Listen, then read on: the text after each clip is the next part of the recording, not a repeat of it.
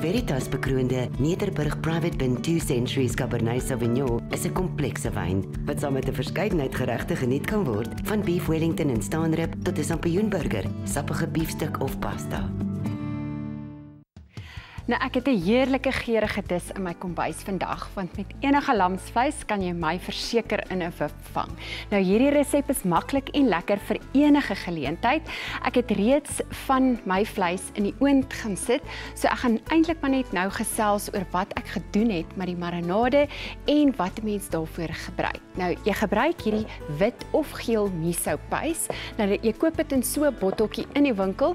Dis 'n tradisionele Japaneese geurmiddel. Dis basies gefermenteerde sojabone met sout en dan daai goji wat die fermenteermiddel is. Nou, jy meng die miso-pys, sojasous, heuning en rissipoeier net in 'n bakkie en dan maak hy so lekker marinade sous. Nou, jy gee die vleis met sout en peper en dan hierdie marinade gaan dan net daarbo oor. Nou, al wat jy dan doen is jy voeg jou vloeistof by en vir vloeistof gebruik ek die lagerbier en dan appelasyn bo-oor. Nou, dis belangrik dat jy die vleis vir so minimum van 4 ure laat marineer, maar die beste is maar oornag. Ek het dit met my vleis gedoen. Nou, na dit gemarineer het, kan jy dit als net in 'n oondbak of in 'n pan plaas en dan goed seël. Nou, ek sit eers 'n laag bakpapier oor en dan met folie bo-oor. Dan bak jy dit in die oond vir 180 grade vir so uur. En dit is dan nou hier waar jou vleis heerlik sag gaan bak.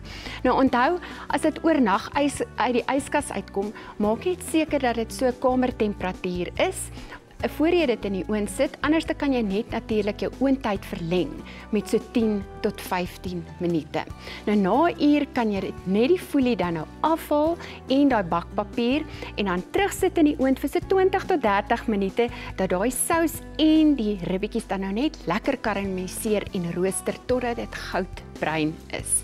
Hou dit maar net dalk dop, laat jy dit nou nie aanbrand nie, want onthou die sous is nou bietjie soeterig en taaierig, sodat hy nie daai brand bo-op het nie. Nou, as ek terug is, gesels ek oor die alle ander elemente op die bord. Nou, jy kan eintlik nou net die ribbetjies so bedien as 'n heerlike snack. Dan kan jy net sprinkel net so klein bietjie vir garnering, so bietjie tzatziki sous oor, maar ek gaan 'n hele maaltyd vir hierdie resep maak. Nou, ek gaan nou vir jou sê soms wat ek dit wil bedien, maar ek wil net gou ietsie vir jou wys. So, aangesien dit nou ribbetjies is, het hy mos daai ekstra bietjie vet. So, ek het hom uit die oond uitgehaal. So, jy kan nou net so lepel indruk en dan skep jy net so al daai vet net so klein bietjie af.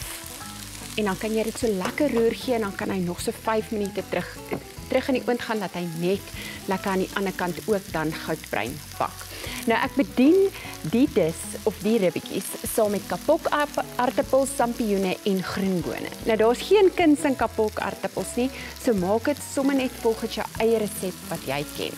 Nou, hier staan myne klaar gereed en dan vir groenerigheid het ek groente op die bord wat ek gebruik en dan eintlik het ek net nou het ek my goed verkeerd omgesê. Ek het die rooi eie hierso, ek het sampioene wat ek reeds klaar gebraai het en dan het ek die groen boontjies wat ek nou net hierso in die pan gaan gooi en eintlik kan jy net 'n klein bietjie botter en sout en peper dan nou bysit en dis maar net vir ekstra kleur het ek dan nou daai rooi eie in die pan asook die sampioene wat ek nou klaar reeds gebraai het en dan die groen boontjies binne-in. Nou, hulle het letterlik van die hitte van die pan net nodig om dan steeds kraakvars te bly. So al wat ek gedoen het, ek het dit nou bygevoeg en nou kan jy dit net so lekker deurroer en daai 2-3 minute wat hy in die pan is, gaan hy perfek die regte tekstuur wees. Nou, as ek terug is my vleis gereed uit die oond uit en dan is dit tyd vir opdiening. Nou, hierdie resep is beslis ook een vir jou reseparsenaal, eenvoudig, maar heerlike hartskos. Nou, vir garnering gebruik ek net wiggies van suurlemoen en dan gesnyde dadels vir 'n tikkie soet. Nou, ek begin eers met 'n eetlepel tzatziki sous onder of so plat aan die kant gesmeer, net vir 'n bietjie balans van die ryk vetterige smaak en dan dit proe heerlik saam met die vleis en balanseer dit maar net uit. Dan 'n skep van die kapokaartappels. Nou, volgende kan jy van hierdie groen boontjies. Nou jy kan hom eintlik maar opskep soos jy wil. Hierdie was nou maar net my manier vandag. So ek sit van hierdie sampioene dan net so op die bord. En dan die groen boontjies sommer so bo op. Sien julle hoe werk ek altyd met my hande. Hierdie vat bietjie sukkel. En dan nou volgende gaan ons sommer so maak. Weet nie, ek hoop jy kan nou hier sien. Bo op die tzatziki sit ek net so 2 of 3 van die ribbetjies en dan natuurlik hierso is my dadels en dit kan jy nou net so 1 of 2 stukkies so bo op sit. 'n Stukkie groen.